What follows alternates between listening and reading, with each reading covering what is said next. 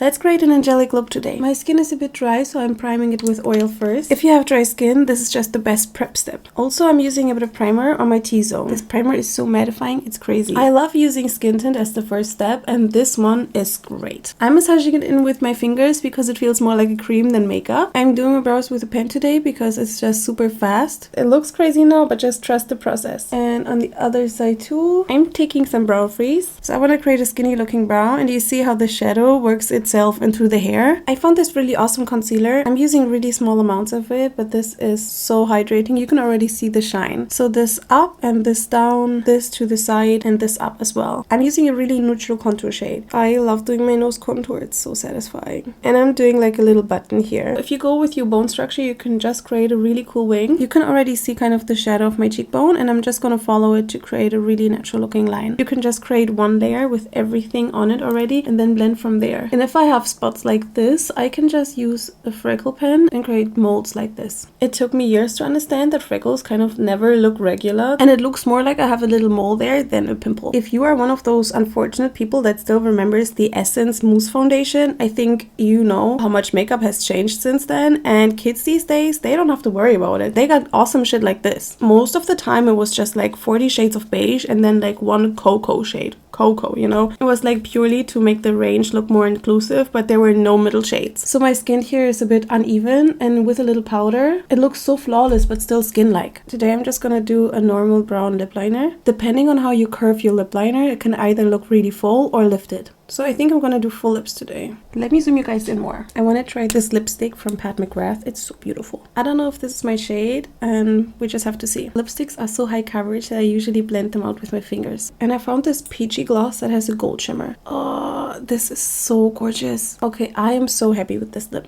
So this is kind of what I'm going for. This blush looks so beaten up, but it's so pretty. It literally gives the skin so much intense glow. I don't know why, but I feel like blue highlighter today. If you want to make your cheek pop, you can apply a tiny bit more right here on the spot. Also doing the inner corner like this, and you can enhance the eye bag right here. So I'm using a brush that is supposed to be for watercolors, but it just works so well here. You can also do the sides of the nose like this. I'm just gonna zoom you guys in more. I got these clay sculpting tools and I want to use them to create the look. I am so impatient when it comes to creating a look, so this kind of tool could be really time saving. You see this? Okay, why is this actually good? I don't know why I have never looked into this sooner. I'm gonna pick up this shade with an angled brush. So I'm gonna make this a lot darker and blend this out. I'm actually getting ready to go out tonight, which is kind of a rare thing for me. That was clean. And then with this brown shade, I'm going over this. And with this light shade, I'm outlining this part of the eye. You can't really see it unless you tilt the head. I don't know how this is gonna turn out. I just want to see if this works. So I'm gonna add a liner like this. I think I'm also gonna add this shade. I mean, it just looks so stunning. And I'm placing it right here on the center. I'm applying it with my finger and I'm patting it in so it stays flat, and you can really see the sparkle this way. I can never keep glitter in one place. It's just always a mess before I clean it up. So if you stick a bit of tape down and then peel it off, you can remove a lot of the glitter particles. Finally, I'm gonna add some mascara. I added a lash and this is the final look. What do you guys think? Is this working?